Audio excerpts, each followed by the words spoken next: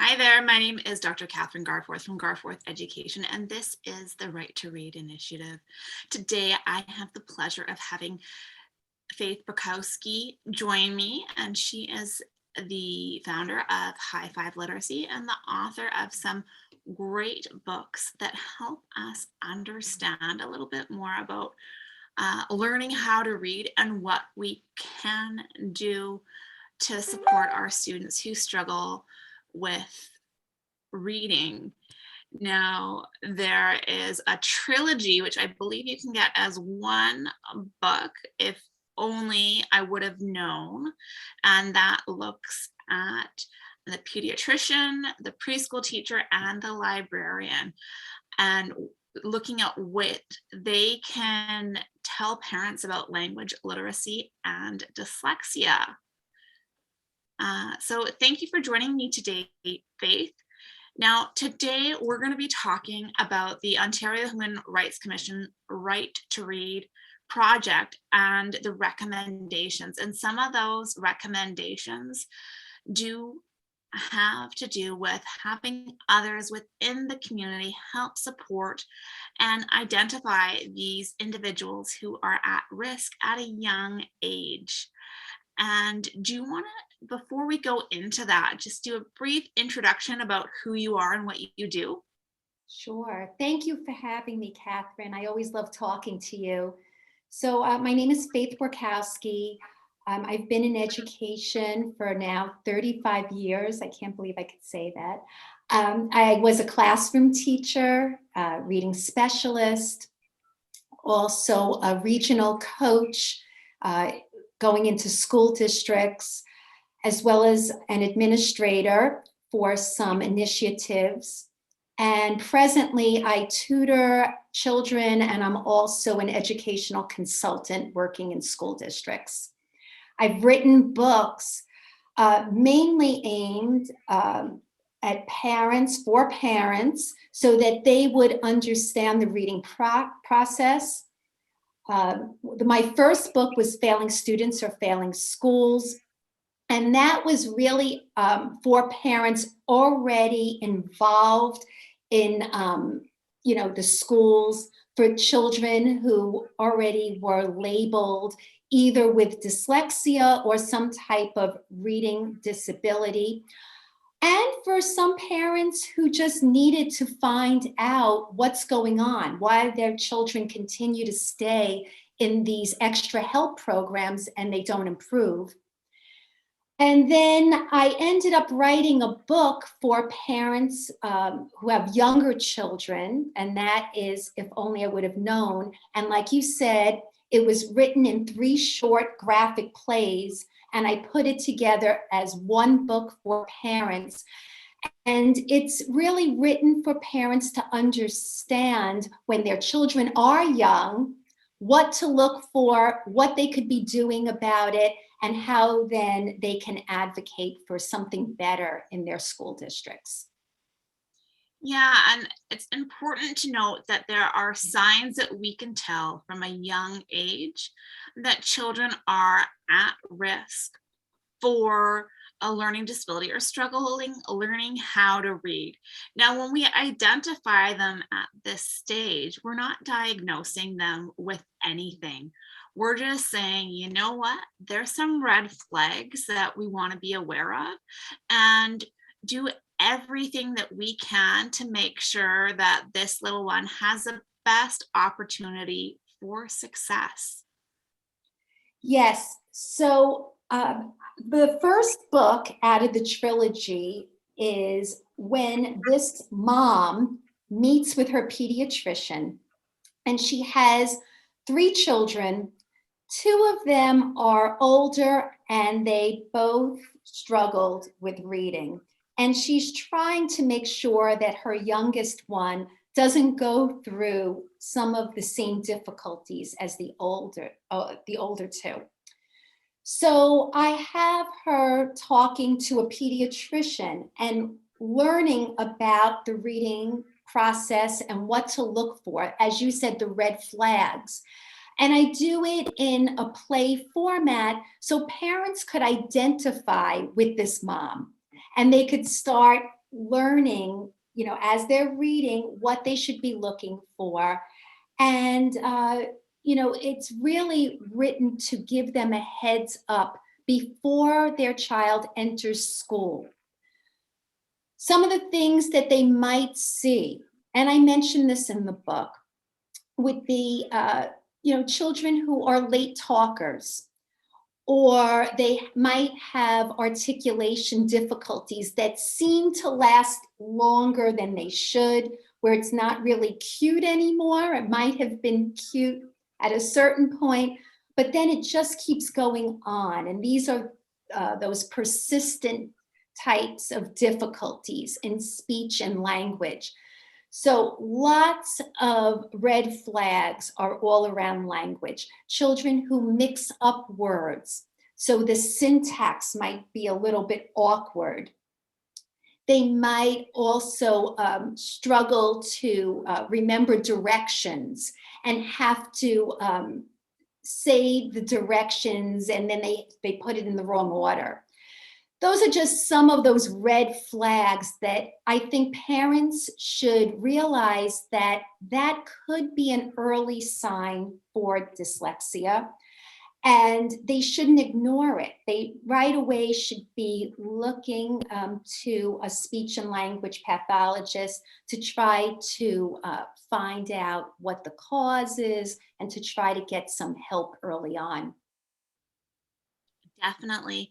And it really is something that we need to take a multifaceted approach and help improve the professional development for a variety of different professionals out there. Because, there are a lot of those well baby and well child checkups before children reach kindergarten, and that can identify those red flags. And if the pediatrician or the general practitioner has the knowledge to kind of suss those out from the parent and point them in the right direction.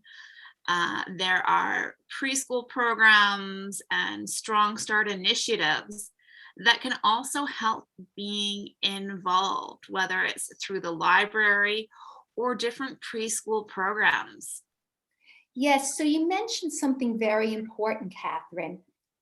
If the pediatrician knows, and that's a real issue because most of them don't have training in this. Maybe they know a little bit, but not really enough where they might recognize it themselves. They might just miss it completely. So in the book, I called this a literacy checkup. And this is my dream, that a pediatrician would have these conversations with parents at about the age of 4, where, it's at that point where they really should be able to speak in complete sentences.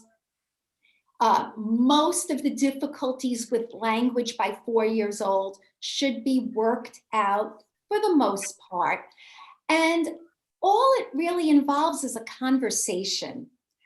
And, parents could certainly tell the pediatrician some of the things that they're seeing. Maybe it could be in a questionnaire format, but there should be something at that level because every parent is taking their child to a doctor before school. That's the first line before they even enter a school. So I think that doctors should have some general knowledge. They don't have to have deep knowledge of reading, but they should be able to understand the basic components. And the book is really written for the person who's not a professional in this area, not as a reading specialist with structured literacy. All right, so there are reading specialists, and many of whom do not know structured literacy. So they could benefit even from just some basic understanding before they take a deep dive, perhaps, into a course or something that's written in a more academic way. My goal really is to bring this knowledge to the average person, the person who does not have this background, nor do they need this background. They just need to have the nuts and bolts, a basic understanding. And so if a doctor picked up my book, the pediatrician's book, right away, he or she would have a good understanding of what to look for. And a parent would be able to start having that conversation. So my hope is that that book could sit in a pediatrician's office so that a parent could just pick it up easily. It's quick, it has pictures, it's meant for the person who, might have a 3rd grade reading level, 5th grade reading level. It's written in such a friendly way that it really should be easy enough for anyone to understand. Yes, of course. And when you're sitting in the pediatrician's office, you're often waiting for a little bit longer than you had planned, right? That's right. Exactly. Oh, this looks interesting, and then maybe just bring the book right in to the appointment. But I would hope that a doctor would have a certain point in time where, some type of questionnaire or some type of interview with a parent could be about reading. And I think that would go very far into trying to catch these kids before they enter into programs that might actually be detrimental for them. Well, and it's not just that they're going to struggle with reading and writing. There's also the social emotional component that goes along with it because it's hard to fail at that first job that you really have when you go to school. And other kids pick it up, and you pick it up how you're different from your peers too. Yes, so I'm glad you mentioned the social emotional component. I do address that in my books, but I also have a free workbook on one of my websites. The website is ifonlybooks.com. And in the free resources section, I have a free workbook that all you have to do is download, and it's called Do You See Me? And can you see me? Because most of the time, these kids are invisible to the people in the community. They go unnoticed, their problems go unnoticed, but it's right there in plain sight. It's just most of the time people are not able to see the problem. And what I show is how this innocent little baby starts off playful, happy, and how the personality changes over time when this problem is not recognized. And I bring in different community members to be able to start recognizing this. And there's a place for an action plan at the end of the workbook so that this workbook could be used at a district level, community school board meeting, where people all sit around and use this as a tool to start a conversation. And again, very simple. It has a story and it's easy enough to follow. But what I wrote certainly could happen. And it might be exaggerated in some ways. But I wanted to point out all these possibilities that could happen so that people start catching this along the way. And it won't matter what age the child is because it starts to present itself in different ways as they get older. Doesn't go away. It changes, it morphs into something else. So I would recommend, doesn't cost a thing. I'm not asking for anyone's email. I did that on purpose. I don't want anyone to feel like, oh, I don't want to give someone my email again. I just want them to download it and use it. And from there, I would hope that they would then get my book and then really start to learn what could be done. So that's all on the website. And I think it could be very helpful to open up a conversation about literacy. Yes, and those will be in the show notes for the podcast and the replays after the fact for people to reference. Now, the one thing that I like about the Can You See Me is, well, it's not as noticeable at the beginning, but certainly in the worst case scenarios, it is very noticeable, because then you see the mental health issues, the substance abuse issues, the criminal issues and juvenile justice system issues. And those are things that are addressed in the report, is what happens when these kids are missed. Yes. And no one should have to go through that because their needs were missed early on. So it's really about doing everything we can in those early years to prevent things like this from happening in the future. Yes, yes. So I think, again, it's not that every child will turn out to be a criminal. That's not what I'm saying. But I wanted people to see how this happens, this very slow change, and how it affects a child. And this could be the worst case scenario, but it happens. It's not like I'm making this up. This is very real. And it's a very real possibility, especially for kids who do not have protective factors at home. So, what I mean by that is, it's certainly more of a possibility for kids who live in homes where perhaps their parents are not able to support them on this journey, where they cannot get the label of dyslexia because they weren't evaluated by a neuropsychologist, which drives me crazy. I feel so strongly about this that, I don't think that kids should have to depend on their parents to be able to get them this type of help. This should be something that a school district just does, that they recognize this, they take it seriously, but that doesn't happen.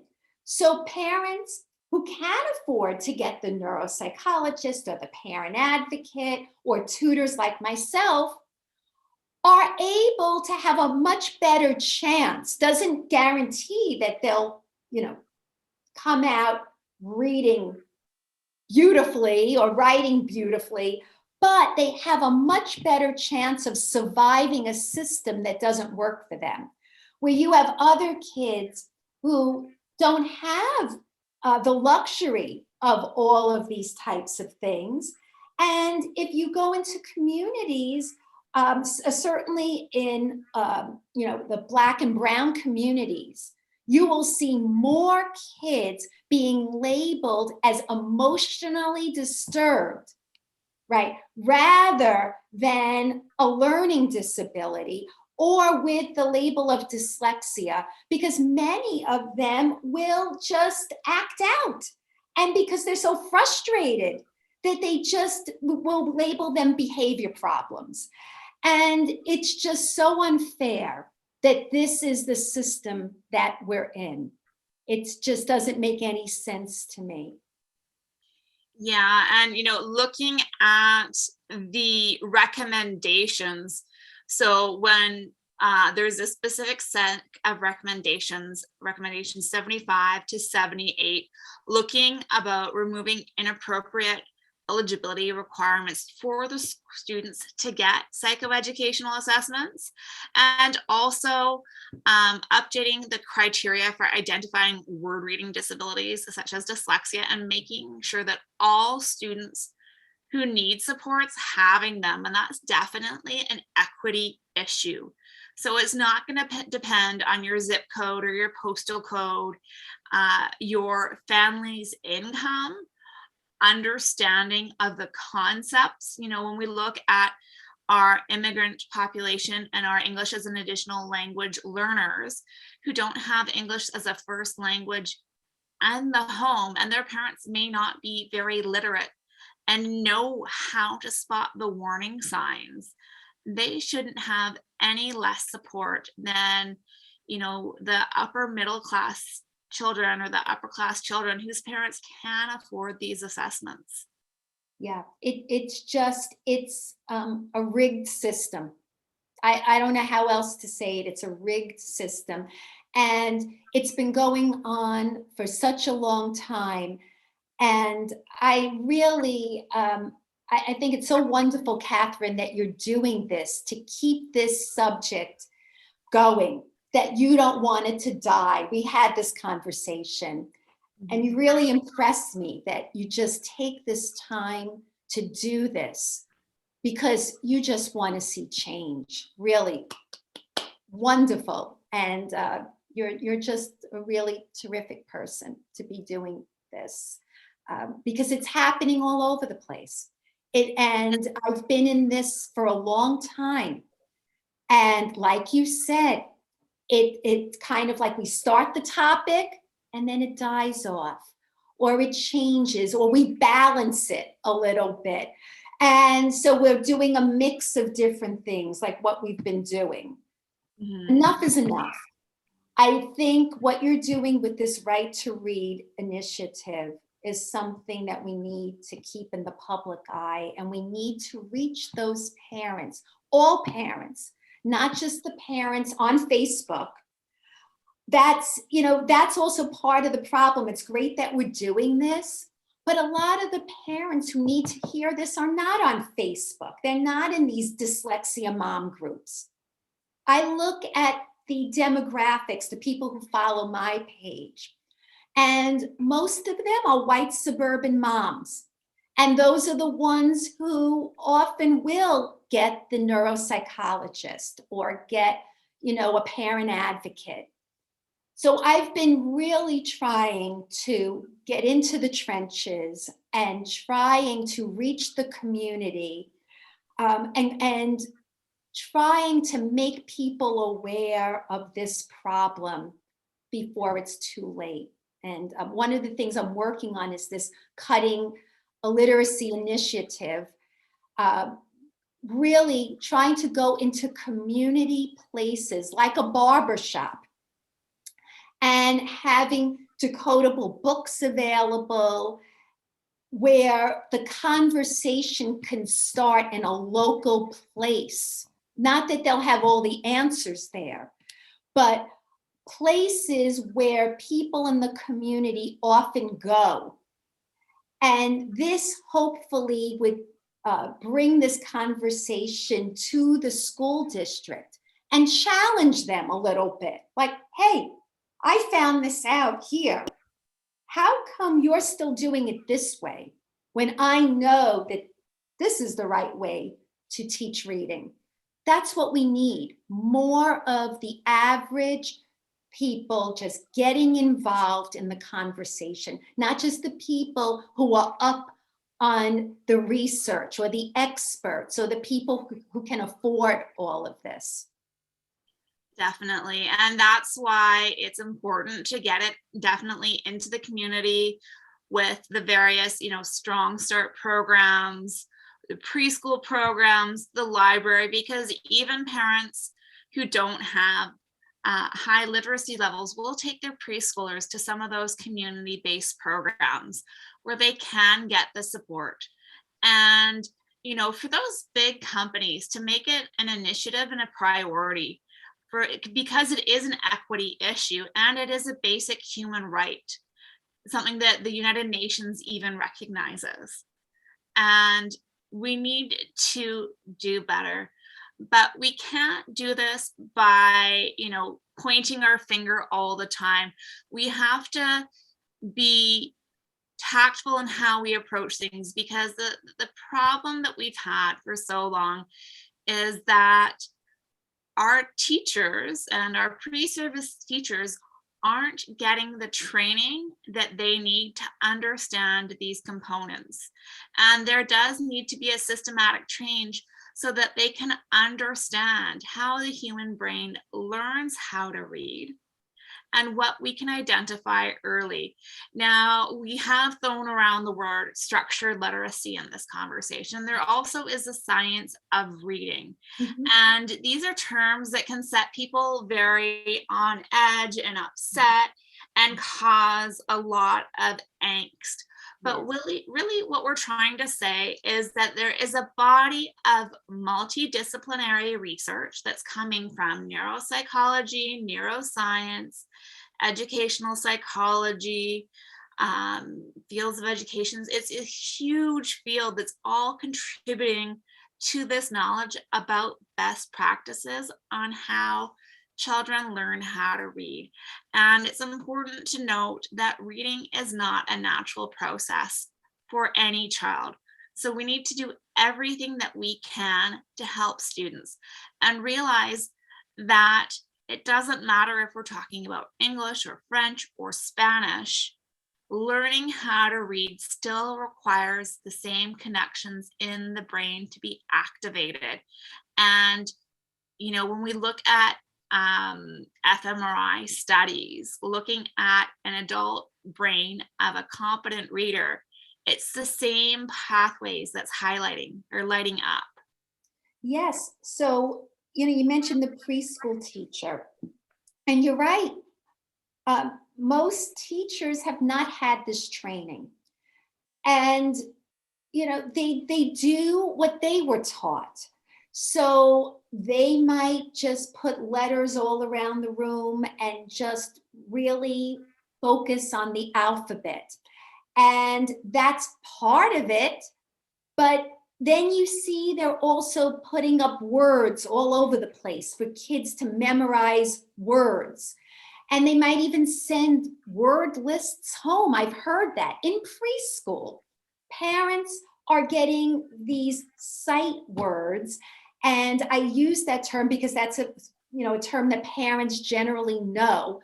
Words that are meant to be learned as this whole, like a picture. And we know that science tells us that's not the way children really learn to read. But you'll still see schools sending these lists home.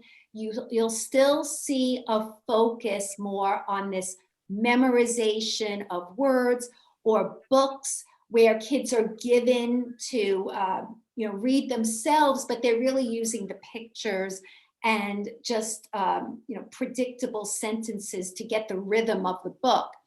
And that's fun. It's not like there's something terrible about that if you're doing it as like a whole group fun reading, like predicting something will come. That's fine. The problem is teaching kids to read that way, actually using ineffective strategies to read words. So preschool teachers need to get trained again. And at the most basic level, they need to recognize that what that they're doing right now is a problem. I don't think many of them even think that it's problematic. That's part of the issue. They don't see it. They don't even know. That's why if parents could start recognizing this, they could start the conversation. Even if the teacher doesn't know, maybe parents could come together with the schools and say, you know what, we need to look at what reading is and how to do it right, how to teach it right. It's not happening. So one of the books in this series, right, the little books, after the pediatrician, is the preschool teacher. And that is meant to show the preschool teacher that reading aloud is really important, not to get rid of reading aloud. But at the same time, when we start trying to show kids how to read, it's about the connection between letters and sounds and how to push those sounds together. That kids should be getting that message early on and developing their awareness of sounds that are connected to the words that they say. Definitely. And, at least, in most places, there is a strong component of kids that do daycare and not preschool. And Mhm. the daycare includes that. And at least here in Canada, they're considered early childhood educators, whether it's preschool or daycare. And it's making sure that all those individuals have an understanding of those foundational components of reading, because there are so many fun activities that we can do with 3 and 4 year olds that can help prepare them for learning to read, that don't involve letters. It doesn't involve making them sit down and do pen and paper tasks that they're not ready for. Mhm. It's just learning to love and play with the sounds in language. Yes, and that would be very appropriate at an early age. But at the same time, there really is nothing wrong with attaching the letters to the sounds as well. And that is something that I know has been out there quite a bit. Do we just do the, phonological awareness, or do we attach those sounds to letters? And you know what? Nothing wrong with introducing kids to this and showing, oh, these are the sounds in the word. These are the letters that we use. Even if they're not exactly picking it up right away, you're sending them a strong message that, hey, those little squiggles are connected to the sounds in the words. And whatever we say, we could read. And whatever we read, we could spell it. Doesn't mean they're going to do it perfectly, but as we're playing with those sounds, they could start learning that there are some letters that represent those sounds. Nothing wrong with that. It's our expectation that, we're going to torture kids. I mean, I think that that's what it is. Oh, we're going to drill them and we're going to make them crazy at 3 and 4 years old. No, this could be a fun type of thing you do. Early on, here are the letters. Oh, we're going to make a word. You want to build a word with me? Maybe there are blocks of letters. Let's build a word together. Watch me, and just say, at. Oh, let's push those sounds together. Sat. You sat in that chair. Look, we just built a word. But I mean, it doesn't have to be what people think when it comes to letters and sounds, and we're pushing them so early. It could be a lot of fun too, and I want to make that clear that that's a fun activity also. Oh, definitely. I definitely think that's appropriate. And there are going to be the little ones that do pick it up at that age, because there are children that do learn how to read at 3 and 4 years old. And there's nothing wrong with that. And we can definitely help them along with those skills. I guess I was referring more to things like nursery rhymes and alliteration, like practicing those activities. Absolutely. We don't need to have, worksheets where they're circling rhymes and underlining them and that sort of thing. Yes. Okay. I was talking more of play-based. Oh, yes.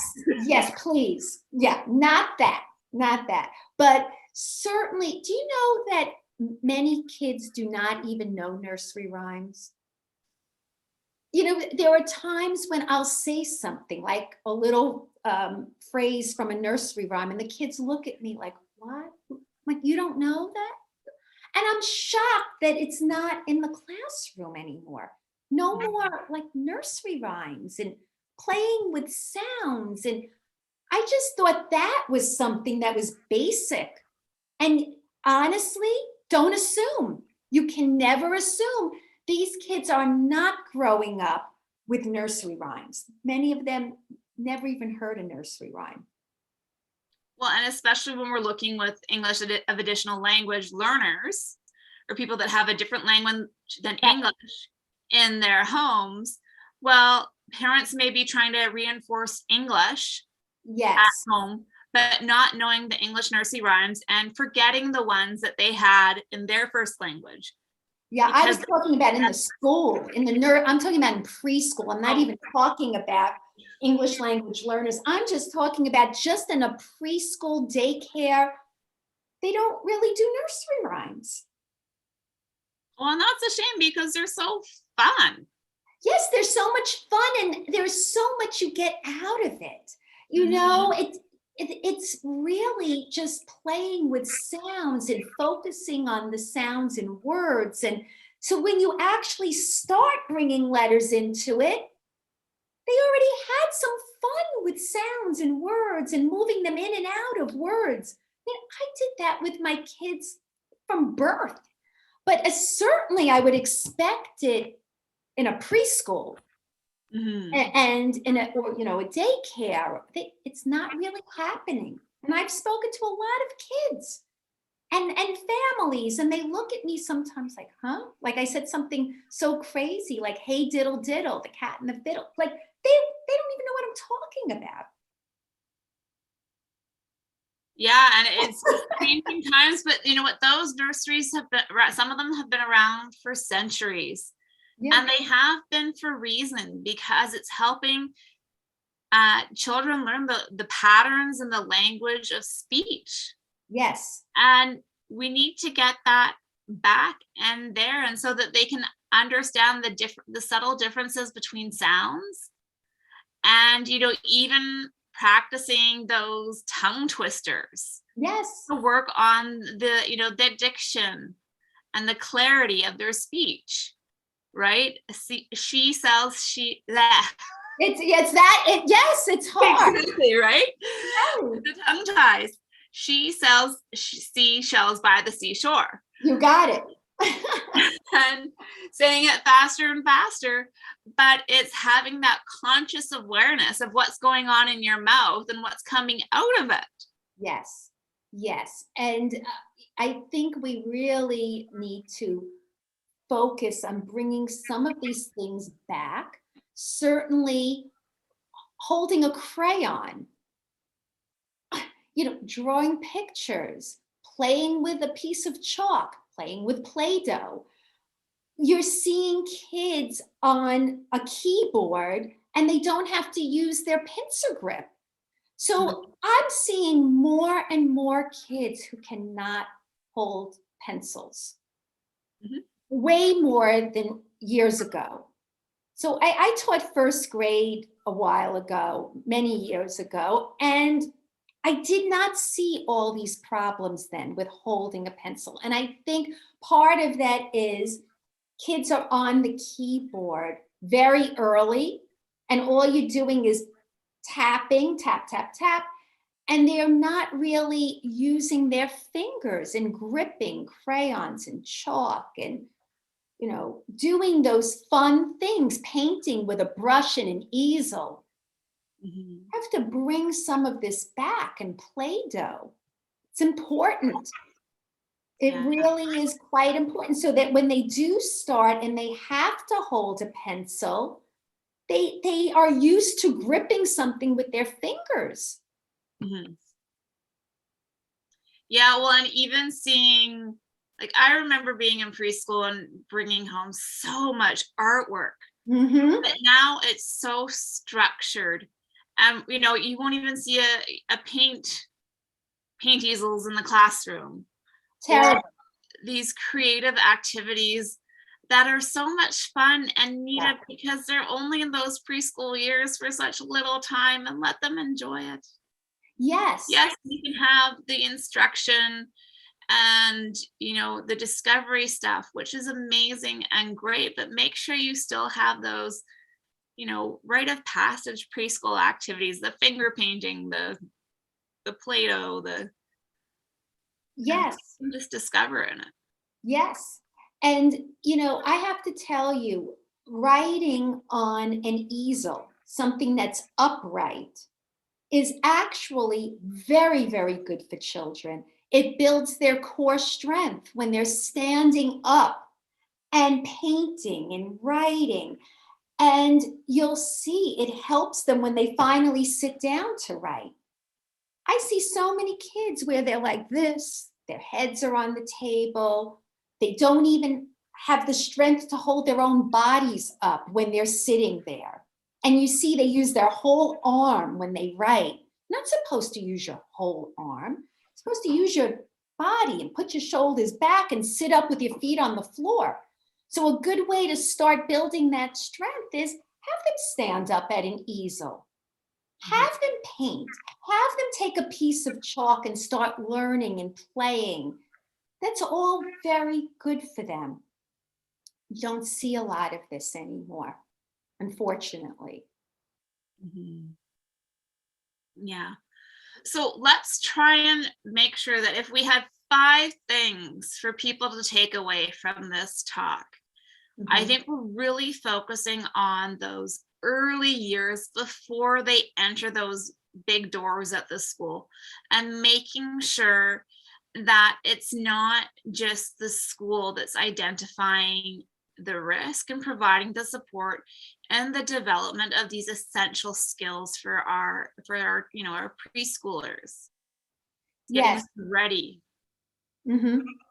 Yes. So I think, as we said before, I think speech difficulties, number one. Number one, any type of speech and language problems, delayed speech, or poor articulation that will last longer than expected, number one, right? You must take that very seriously and understand that speech and language go hand in hand with reading. And very likely those kids will struggle. You could recognize that right away. So And, you would want to speak to someone about that. Yes. and make sure you get a hearing screen at the same time, because one thing that a lot of people aren't aware of is the high um, frequency of ear infections at this age. And there are several children that do have blockages that is Yes. preventing them from hearing these sounds clearly and can impact their Yes. understanding of the language. While this isn't going to cause a learning disability, it's something that we do want addressed at this point in time. Yes, and very good point. So if kids have tubes in their ears, frequent ear infections, definitely that can play a part in this. And not that that's causing it, as you said, but the whole idea of almost hearing sounds that might sound like other sounds. It's hard for them to discern sounds. That will be indicative often of a reading problem. So, those phonemic awareness difficulties where sounds, uh, are confused because they might sound similar. So, Mhm. yes, definitely. Number two, I think that parents should definitely take the fine motor issue as something that could go along with a reading issue.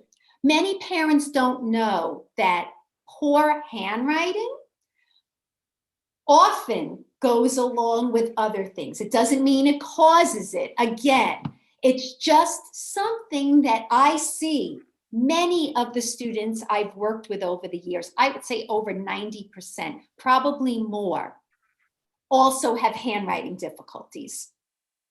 And they have to then learn not to make their letters from bottom up or draw their letters. You will see these kids often have handwriting issues. So pay attention to that as well.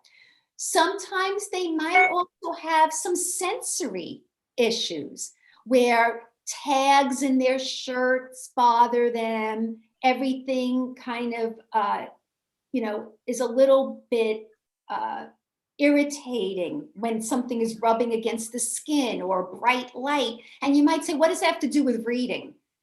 It's not that that is the cause, but a lot of these types of issues go together. You will see, um, kids with attentional issues. Many times they have reading issues, speech issues. This doesn't happen in a bubble. It's not like this isolated problem. So you want to look at the kid holistically and kind of see like, oh, that's happening. This is happening. I'm seeing a whole bunch of things. Those are Mhm. things that are missed often. And I have to tell you, there are a lot of kids out there where they're kind of fussy and this bothers them and that bothers them. And you might just take it, well, that's just his personality. But sometimes you'll see that those are the same kids who struggle in reading. So that's just something else to be aware of. Number 4, a takeaway that I think would be very helpful is start trying to introduce your kids to a word and breaking the word up into sounds, playing games with kids that are these sound games where, oh, I hear a word, now I'm going to do it in robot talk. Could you figure out the word?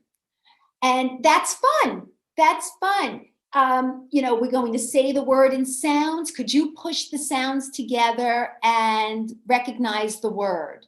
So going in both directions, playing with sounds, and then introducing those letters that could go with that, quickly moving into that. Nothing wrong with starting off and playing games and then bringing letters in and showing them, oh, you see that? These little squiggles, that can match up. And then number 5, I think the books that are sent home. And this is a really important one.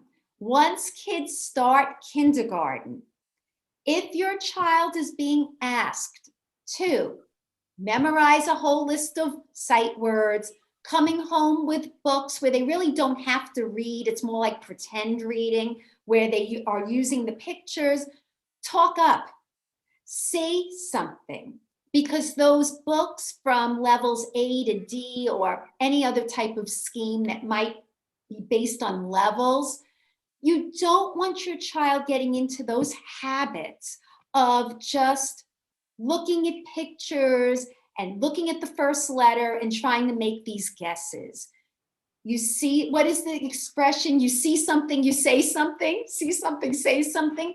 If you're seeing they're coming home with these types of books, you want to try to have that conversation with the school. And if enough parents do, maybe the schools will start changing, trying to change the schools rather than from behind school walls, pushing in and trying to push this agenda from the parents, grassroots. Definitely. And, unfortunately, we're in this position and we need to make sure that we're doing this. It's not just for our own children, but other people's children's and society, because a literate society is beneficial to everyone. And, the things that we're advocating for don't cost a substantial amount more money than what's currently being done. But the savings that we'll have, maybe not in a year or two, but in 5 and 10 are going to be humongous. Yes. And we're going to be saving lives at the same time. Yes, and that's how we have to look at it, saving lives.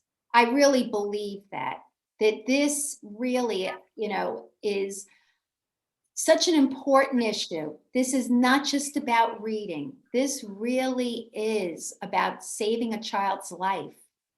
And we have to take that seriously. And it's like you said, we're all taxpayers, right? And taxpayers should get something for their money for all kids. Definitely. So I want to encourage everyone to reach out to either Faith or myself if you do have any questions about the conversations that we had today or are looking to find out more information about these topics. You can find Faith at High Five Literacy and myself at either Garforth Education or the Right to Read Initiative. The Right to Read Initiative is seeking to make sure that students around the globe have access to the right to read and putting the information out there so that families, educators, and higher ups have an understanding on how to do that. Thank you so much for joining me this evening, Faith. It was a pleasure. Thank you so much.